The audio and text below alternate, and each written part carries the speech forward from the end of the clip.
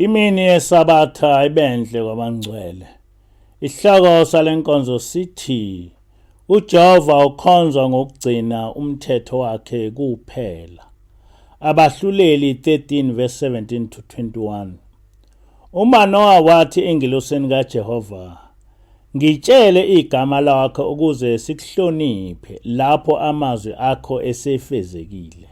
Kepha ingilosi kaJehova yathi kuye, ulibuzelani igama lami lokhu liyimfihlo na? UManoa wayesethatha izinyane lembuzi nomnikelo wempuphu, wakunikela kuJehova phezu kwedwala. Kwathi lapho ilanga lenyukela ezulwini lisuka e-altare, ingilosi kaJehova yenyuka ngalo uManoa nomkakhe bebuka, bazimboza ngobuso emhlabathini. Ingilosi kaJehova ayiphindanga yabonakala kuManoa nomkakhe. uManoa wayeseqonda ukuthi bekuyingilosi kaJehova. Amen. Ngiyazi ukuthi abantu abaningi bayazibuza ukuthi kungani ngihlale njalo ezintshumayelweni zami ngikhuluma ngoJehova kanye nokubaleka kokugcina umthetho uJehova owawuletha kithi ngenceku yakhe uMose. Lo mbuzo kufanele abantu bawubuze ngoba enkolweni yobuNazaretha kunevangeli elithi uShembe uNkulunkulu, kanti kwamanye amabandla kuthiwa noJesu uNkulunkulu. NgoSeptember 2006 sabona sesivakashelwa inkosazana esasingayiqondi ukuthi ivelaphi. Okwathi uma siyibuza ukuthi ingubani, yathi igama layo inguhlaleleni.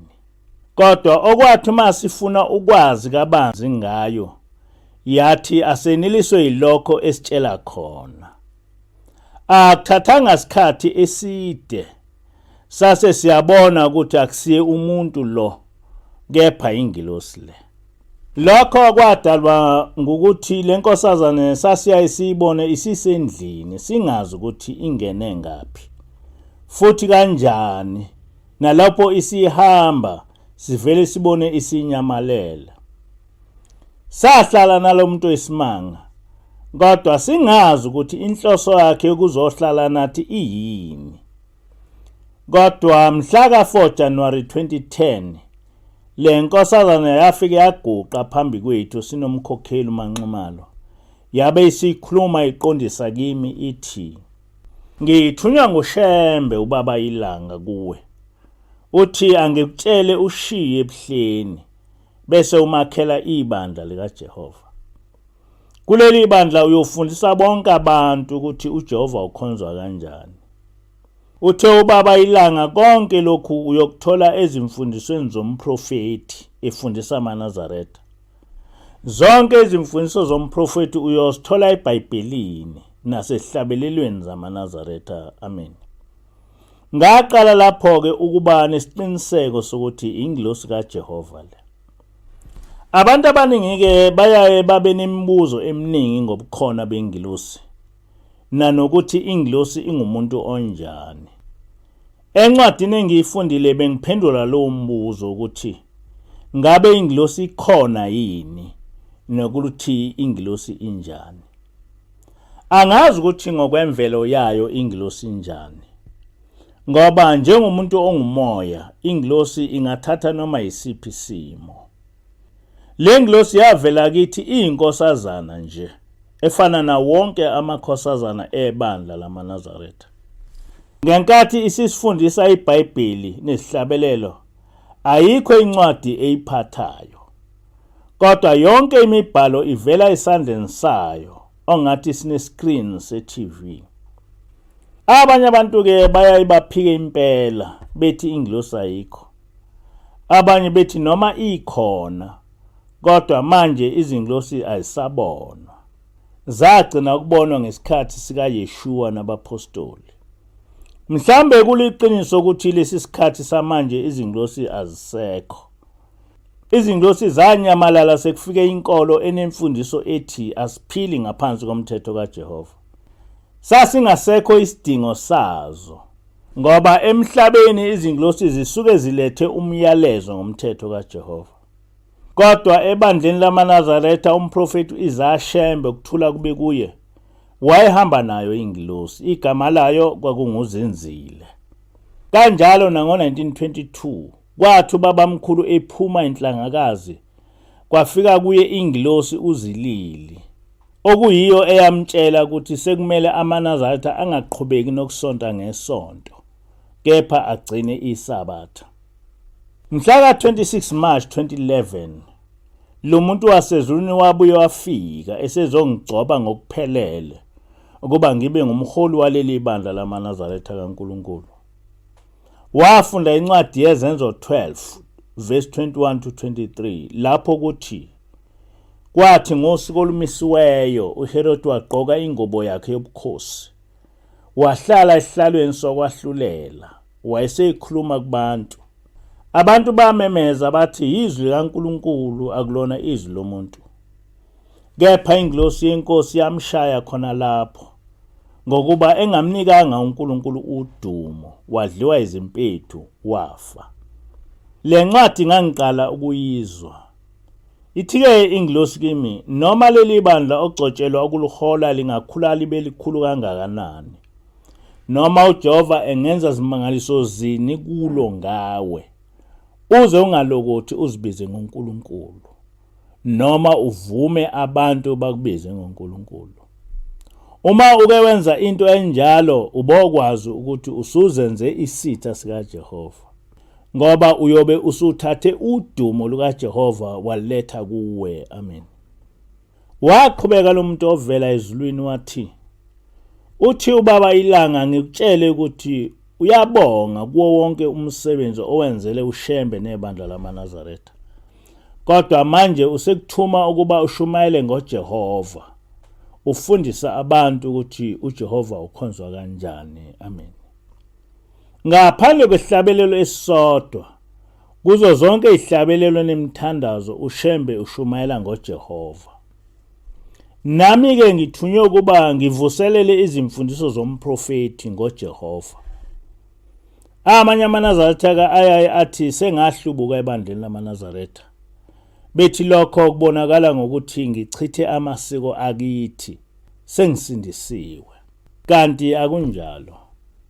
Uma ezincwadini zikaMose isiko elithile walichitha uJehova, noShembe wafika walichitha, nakuleli bandla likaNkulunkulu siphoqelekile ukulandela okwafundiswa ngumprofeti wethu ngokugcina umthetho kaJehova.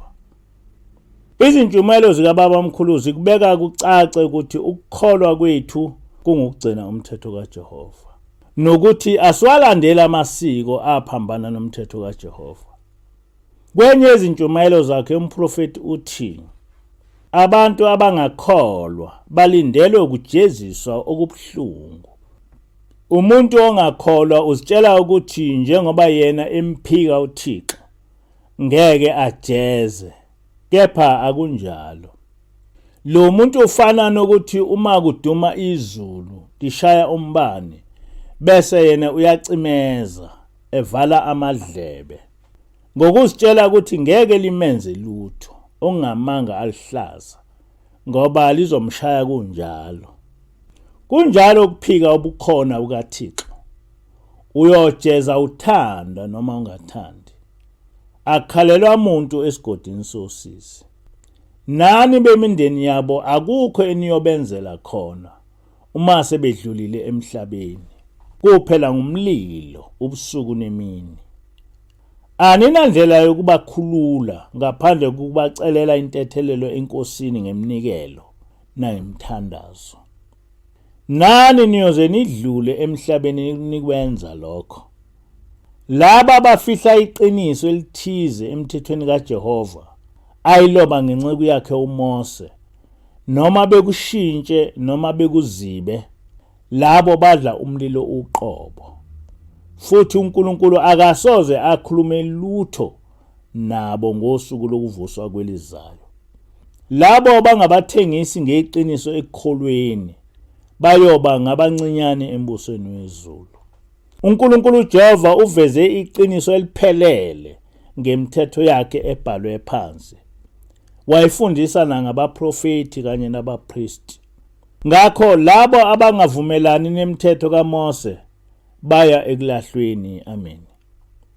Mhla umprofeti efundisa ngombuso wezulu uthi, "Bata bami, ngithanda ukuthi namhlanjena nginiyalele indlela eya emzini oyingcwele, engahambe kwazini nasekuqondeni komuntu.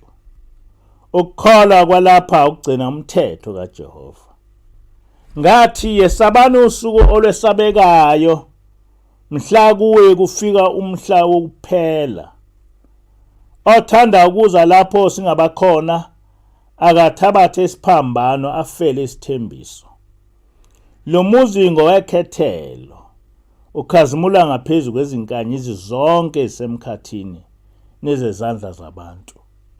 Kuhle lapho siniholela khona. Amen." Ngushembe ongumoya owanginika igunya lokufundisa ngokuthi ukukholwa kuJehova ukugcina umthetho wakhe kuphela. Ngichazelwe futhi ukuthi ekufundiseni kwami ngolandela imibhalo eseBhayibhelini, ngibheke nezimfundiso zomprofeti ezitholakala ezincwadini ezahlukene ngokufundisa ukugcina umthetho kaJehova. Ukukholwa kuJehova akusiyo into elikhulu efuna izifundiswa ezinkulu kumbe isihlakaniphi. uJehova ubheke ukuthi sonke thina esimthandayo ukuze singene embusweni wezulu asigcine umthetho yakhe ayiloba ngenceku yakhe uMose. Yikho-ke uJehova ukukholwa kuye ekwenze kwabalula ukungulalela umthetho wakhe bese siyawugcina. Bonke abakholwa kuJehova banethemba lokuthi bese lapha emhlabeni izimpilo zabo zonke zifukanyelwe nguJehova. Kanjalo nakwelizayo uJehova ungumlondi wemphefumulo yethu. Ngokwencwadi ka-Exodus 20 verse 1 to 17, inqubo yenkolo kaJehova yafika noJehova uqobo lwakhe. Wafikela esizweni sakwa-Israyeli entabeni yaseSinayi cishe ngonyaka ka-1445 BC. Inqubo yalokhu kukholwa uJehova wayibhale ezibhebheni zamatshe kwimithetho eli-10. Le mithetho eli-10 yehlukene izigaba ezimbili. Isigaba sokuqala simiselwe ukuthi ngalomthetho sidumise uJehova. Kwisigaba sesibili kubhekeke ukuba ngalomthetho sikwazi ukuhlalisana kahle sisodwa. Yini umehluko phakathi kwalezi zigaba zemithetho eli-10? Uma ugcina umthetho odumisa uJehova, uJehova uyathokoza ngawe ngoba ulalela akushoyo njengomntwana wakhe. Awufuneki kwazi ukuthi lo mthetho ngiwugcineleni. Uma ethi uJehova khumbula imini yeSabatha uyigcine ibe ngcwele, uJehova ubheke ukuthi uligcine iSabatha ngaphandle kokwazi isizathu salokho. Okubalekile ukuthi ukwenzile lokho uJehova othe kwenze. Ulalele izwi likaJehova maqede wenza ukutsheliwe. Kusafana nokuthi uma ethi ubaba wakho ungawangenisa amanzi ekhaya sekushone ilanga. Umntwana ohlonipha uyise uyokwenza lokho oyalwe nguyise ukungakwenzi. Akadingeke kwazi isizathu salokho. Ubonisa uthando nenhlonipho kuyise ngokwenza akutshelwayo. Esigabeni sesibili, uma ethi uJehova ungabulali, usuke evikela abanye abantu ukuba bengahlukunyezwa nguwe.